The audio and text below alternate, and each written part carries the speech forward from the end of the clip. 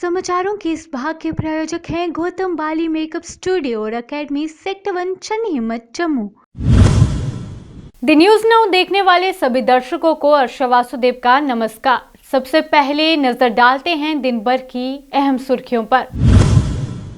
प्रदेश में ऊंचे पहाड़ों पर बर्फबारी और मैदानी इलाकों में बारिश से तापमान में आई गिरावट। जम्मू में आज से नई व्यवस्था के तहत नागरिक सचिवालय में कामकाज हुआ शुरू। अपनी पार्टी के अध्यक्ष सैयद मोहम्मद अल्ताफ बुखारी ने पार्टी कार्यकर्ताओं से श्रीनगर की आगामी रैली को सफल बनाने का किया आग्रह। Jammu Kashmir police sub inspector भर्ती घोटाले में सीबीआई ने 4 और आरोपियों को किया गिरफ्तार।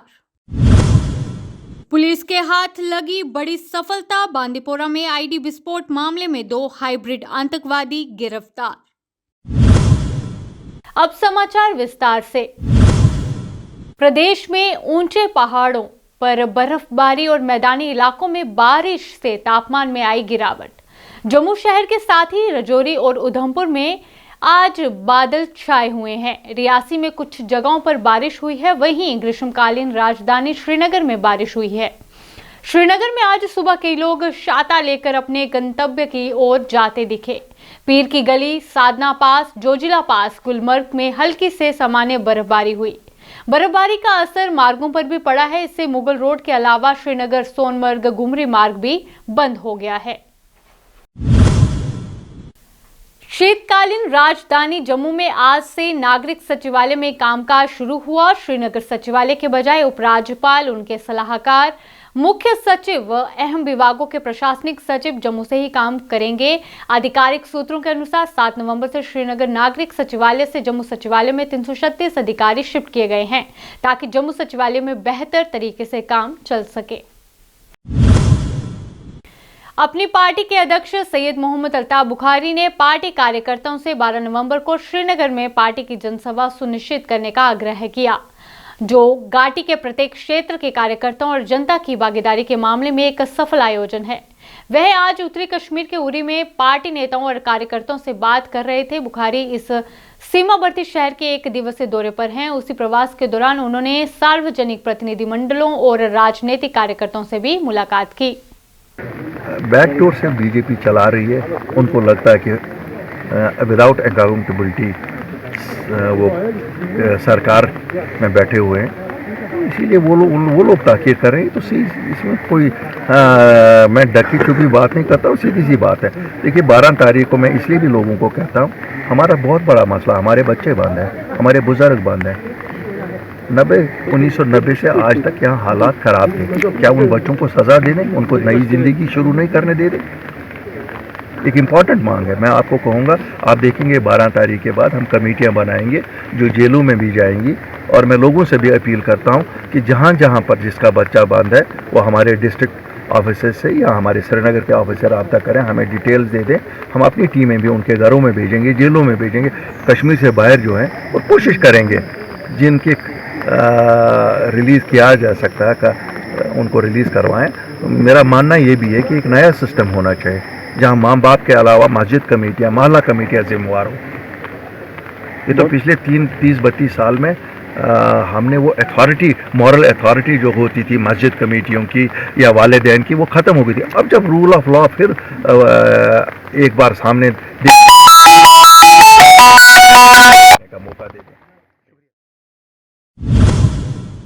Jammu Kashmir police sub inspector भर्ती घोटाले में सीबीआई ने बीते कल 4 आरोपियों को गिरफ्तार किया। इनमें अखनूर इलाके का रहने वाला एक पुलिस कांस्टेबल के अलावा हरियाणा के 2 व दिल्ली का 1 आरोपी शामिल है। इससे पहले CBI BSF commandant doctor colonel Singh समेत 9 लोगों को गिरफ्तार कर चुकी है। अब तक इस मामले में 13 लोगों की गिरफ्तारी हो चुकी है। सीबीआई ने जुड़े सूत्रों ने बताया कि सीबीआई ने इन आरोपियों को पूछताछ के लिए जम्मू बुलाया था। इस दौरान पूछताछ में सही जानकारी न दिए जाने पर इन्हें गिरफ्तार कर लिया गया। अभी कई रडार पर हैं जिन्हें सीबीआई गिरफ्तार कर सकती है। कश्मीर घाटी के जिला सोपोर के बांदीपोरा में आईडी विस्फोट मामले में पुलिस के हाथ बड़ी सफलता लगी। पुलिस ने इस मामले में 2 हाइब्रिड आतंकवादियों को गिरफ्तार किया। उनके पास 2 अन्य डी भी बरामद की गई। एडीजीपी कश्मीर विजय कुमार ने बताया कि बांदीपोरा के केनूसा में आईडी विस्फोट मामले में पुलिस ने 2 हाइब्रिड आतंकी को गिरफ्तार किया है। इरशाद गनी उर्फ शहीद और वसीम राजा को इस मामले में गिरफ्तार किया गया है। उनके पास से डेटोनेटर के साथ 2 रिमोट कंट्रोल आईडी भी बरामद की गई। दोनों के खिलाफ मामला दर्ज कर आगामी कार्रवाई की जा रही है।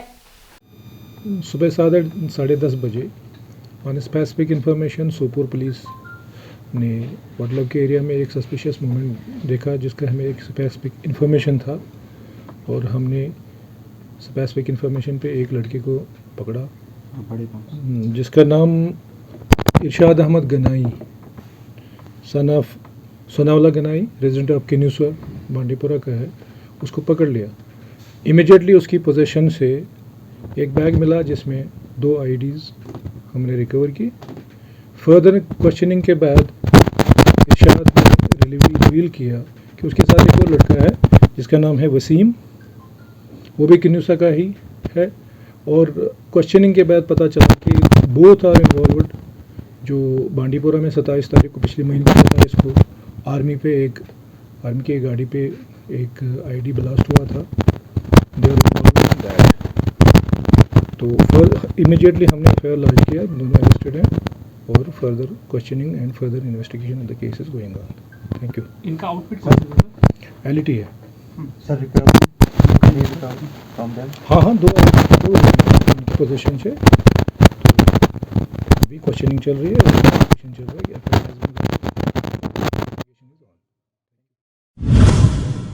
जम्मू शहर का प्रसिद्ध जेडी मेले का आज शुभारंभ हुआ। कोरोना के चलते 2 साल के बाद आज इसकी शुरुआत हुई। देश के अलग अलग क्षेत्रों से श्रद्धालु मेले में शामिल होने के लिए पहुंच रहे हैं। बीते कल करीब 20,000 से अधिक श्रद्धालुओं ने बाबा जित्तो और बुआ कोड़ी के दरबार में हाजिरी लगाकर आशीर्वाद प्राप्त किया। चंद्र महाजन। चंद्र जी, पिछले कितने सालों से यहाँ पर आ रहे हो? मैं 2-3 साल से यहाँ पर आ रहा हूँ। कोरोना रहा था तो मिस किया था इस जगह को? बिल्कुल जी, बिल्कुल।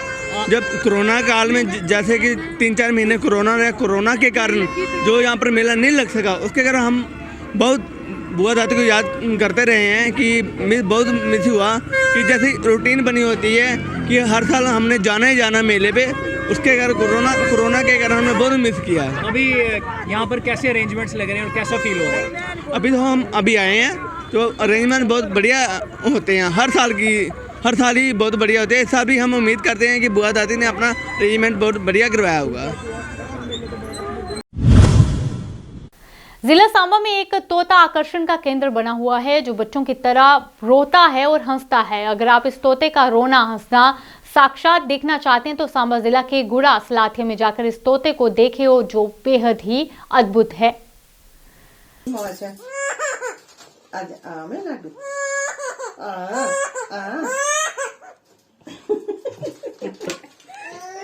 जा रही हूँ। मिठू का है। बाय चलो मिठू बाय। चलो दूर चलो फिर बाय कर दो। फिर चलो मैं जा रही हूँ। मिठू मैं जा रही हूँ। अच्छा ये करा रहे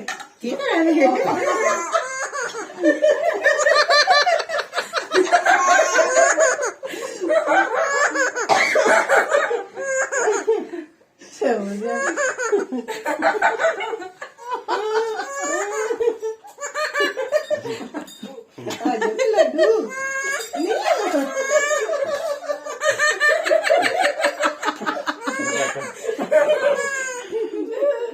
हाँ मैं आजा मैं लड्डू। चलो मैं जा रही हूँ फिर जाना। मम्मा जा रही है मम्मा जा रही है मैं जा रही हूँ।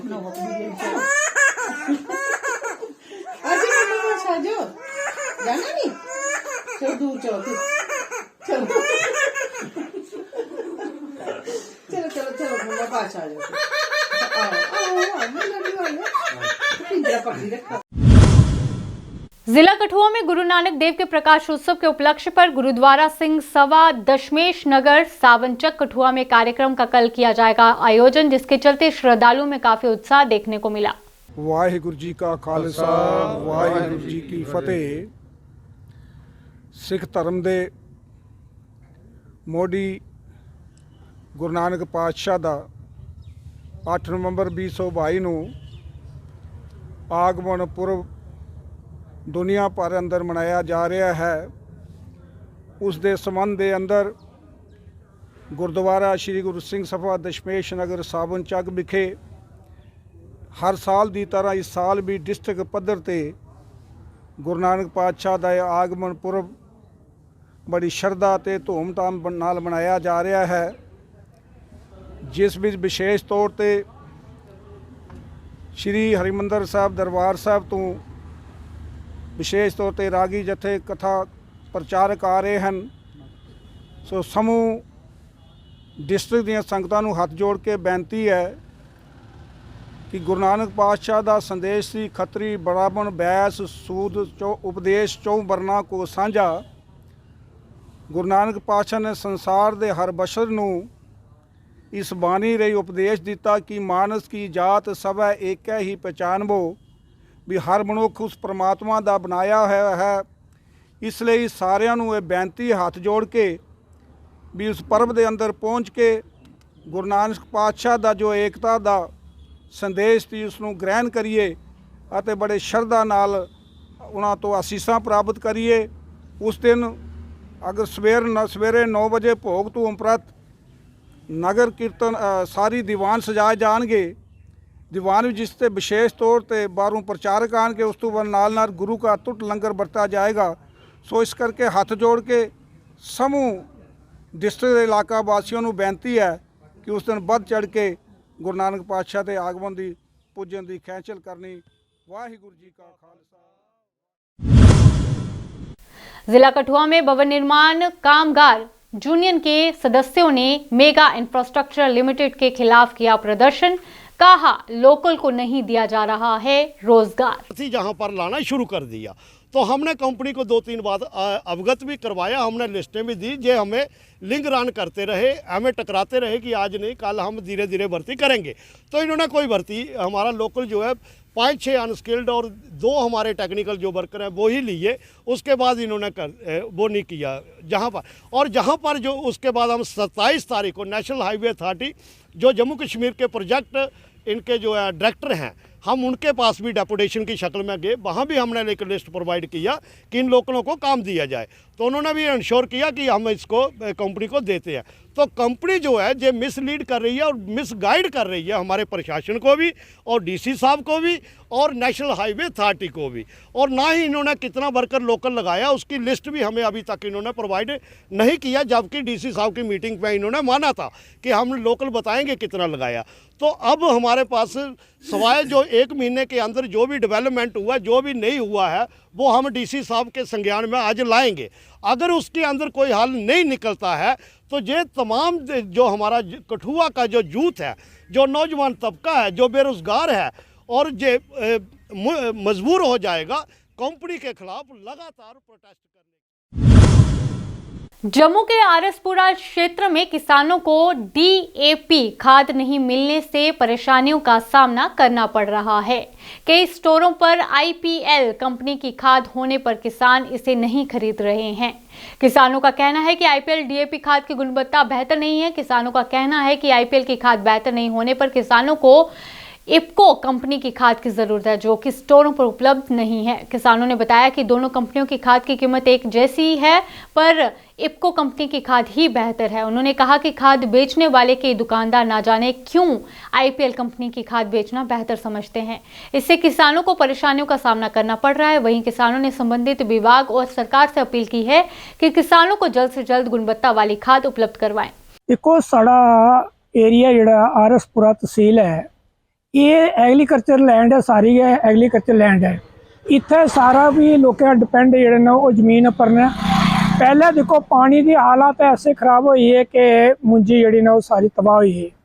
हुण डीपीआई जां जिहड़ा अपना यूरिया वगैरह दूआ त्रीया है फास्फोरस है वो बिल्कुल के ख़त्म है।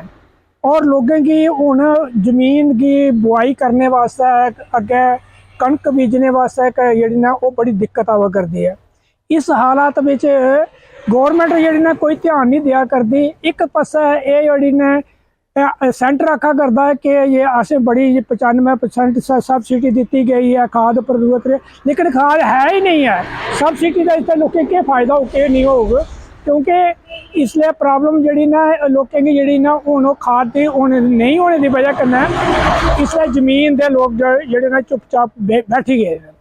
तो इसलिए ये है कि गवर्नमेंट की इस तरफ भी ध्यान देना चाहिए और लोगों की जड़ी ना जिमींदारों की जड़ी समस्या है इसे जल्दी जल्दी हल करने की कोशिश करनी चाहिए है, वरना ये लोग जो ना बिल्कुल गरीब हो जाएंगे इस एरिए में। तो इसलिए अस दोबारा गौरमेंट कन्नै ये रिक्वेस्ट करने कि ये जड़ी ना खाद की जड़ी ना ये विद इन डेज जड़ी ना ये इसी देनी चाहिए।